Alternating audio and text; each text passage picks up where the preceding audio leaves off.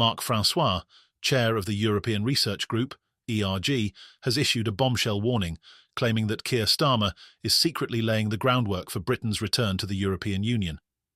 In an explosive interview on GB News, Francois accused the Labour leader of being a Remainer at heart and claimed Starmer's recent trip to Brussels could mark the beginning of the UK's slide back toward Europe. Francois did not mince his words, saying, "I've always said that Starmer remains a Remainer," and accusing him of working tirelessly behind the scenes to reverse the hard-won gains of Brexit. "I sat in Parliament week after week for over 2 years, watching Starmer conspire with people across the House to keep us in the EU at almost any cost," he said, expressing deep concern that Starmer's diplomatic efforts are just a thinly veiled attempt to get the UK closer to Europe once again. Before we dive further into Starmer's controversial moves, don't forget to subscribe for more explosive political news and updates. Starmer's visit to Brussels has raised suspicions, even though he insists it is about establishing a pragmatic and mature relationship with Europe. While the Labour leader has ruled out rejoining the single market, customs union or freedom of movement, his critics are not convinced. Many fear this is just the beginning of a process that could bring the UK back under European influence. Among the key topics on Starmer's agenda is a veterinary agreement, which would reduce border checks on goods travelling between the UK and the EU. Though this might seem like a technical trade issue, Francois and other Brexit supporters view it as a subtle move that could erode the independence that Brexit was supposed to secure. To them, this is just the start of a slippery slope that could see Britain adopting more EU regulations in the future. Another hot topic is the Youth Mobility Scheme, a proposal backed by the EU that would allow young people from the UK and EU countries to live and work in each other's territories for up to 4 years. Pro-EU advocates like Sir Nick Harvey, Chief Executive of European Movement UK, have urged Starmer to accept the scheme, arguing it would provide British youth with more opportunities. However, Francois and his supporters see it as a gateway to closer ties with Europe, potentially reopening the doors to freedom of movement in all but name. Nigel Farage, one of Brexit's staunchest supporters, also voiced his concerns about Starmer's Brussels visit. Speaking to GB News, Farage mocked the idea of a youth mobility scheme, asking, "How many youngsters go on gap years to Frankfurt?" He warned that Starmer's approach could lead to Brexit in name only, with the UK quietly moving back toward European integration without the public realising it. For Farage and Francois, Starmer's strategy is not just about improving trade or relations, it's a calculated attempt to undo the fundamental changes brought by Brexit. They argue that Starmer's long history of pushing for a second referendum and his opposition to Brexit should leave no doubt about where his true loyalties lie. Starmer's current efforts to forge closer ties with Europe may be positioned as pragmatic diplomacy, but for Brexit supporters, it's just another step toward reversing the will of the people. Back in the UK, Starmer is facing fierce criticism from Michael Gove, who launched a scathing attack on the Labour leader's lack of vision. Speaking at a Conservative Party fringe event, Gove ridiculed Starmerism as a political ideology, claiming it doesn't exist. According to Gove, Starmer is simply reacting to Conservative policies without offering any clear alternative.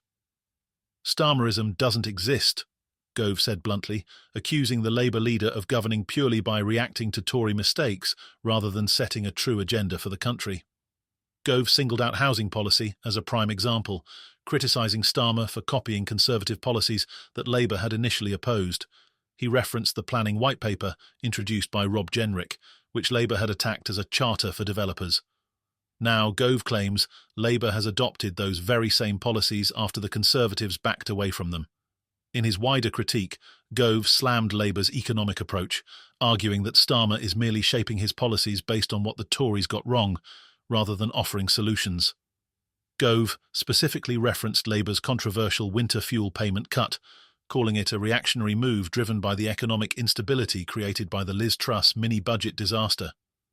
For Gove, this shows that Starmer's leadership is about playing catch-up, rather than laying out a clear vision for the UK's future. This attack reflects the growing tension between the two parties as Labour faces increased scrutiny in its first months in power. Gove's comments highlight the deep divide between the two parties on key issues like housing, the economy, and governance. Meanwhile, Starmer is still embroiled in controversy over his £6,000 freebies U-turn, which has created fresh doubts about his transparency. Aubrey Allegretti, chief political correspondent at The Times, has warned that Starmer's decision to repay these gifts has put him on a dangerous, slippery slope. While Starmer has repaid items such as Taylor Swift concert tickets and Doncaster races tickets, there remains £40,000 worth of gifts that have not been addressed. Allegretti pointed out that Starmer's selective repayment of certain gifts has only raised more questions. Why is he repaying some, but not others? Allegretti asked, warning that this lack of transparency could tarnish Starmer's image as a leader committed to accountability. This scandal has also dragged other Labour figures into the spotlight, with reports that Sarah Jones, a Labour minister, is considering repaying tickets she received for the BBC proms, while Starmer defended his actions, claiming, "We came in as a government of change. We are now going to bring forward principles for donations." Critics argue that this doesn't go far enough. Allegretti suggested that Starmer's decision to repay only some gifts has set a troubling precedent and could lead to further scrutiny of other Labour ministers who have received similar hospitality from donors. Adding to Starmer's troubles, his decision to surrender the Chagos Islands to Mauritius has sparked outrage across the political spectrum. Critics have branded the move a dangerous capitulation that could have severe geopolitical consequences. The Diego Garcia military base, located on the Chagos Islands, is a key strategic asset for both the UK and the US, and many see the decision to hand over sovereignty as reckless. Robert Jenrick, a high-profile Conservative MP, warned that this move could open the door for China to increase its influence in the region. With the Diego Garcia base playing a central role in Western military operations, particularly for the US Navy, Jenrick and others believe that this decision could undermine the UK's strategic position and lead to long-term instability in the Indian Ocean region. James Cleverly, another senior Tory, accused Starmer of weak leadership and said that the UK's interests were being sacrificed for the sake of diplomatic gains.